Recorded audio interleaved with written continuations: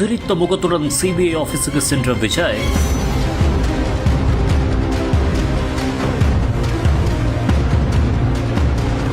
பதட்டமில்லாமல் hi சொல்லிக் கொண்டே சென்ற தமிழக வெற்றி கழக தலைவர்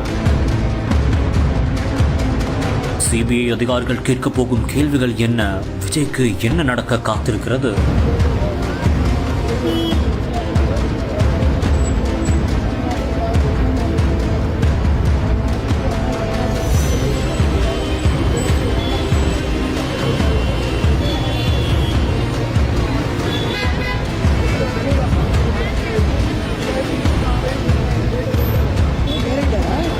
ஒவ்வொரு நொடியும் எகிரிய பரபரப்பு.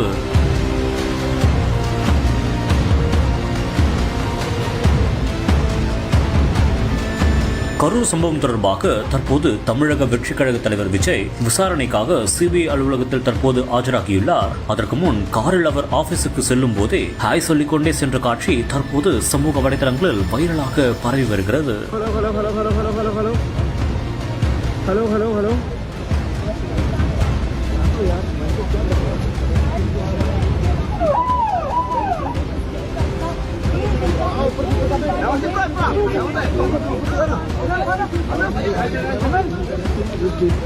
Also trying to track within his movement, and he is on his way.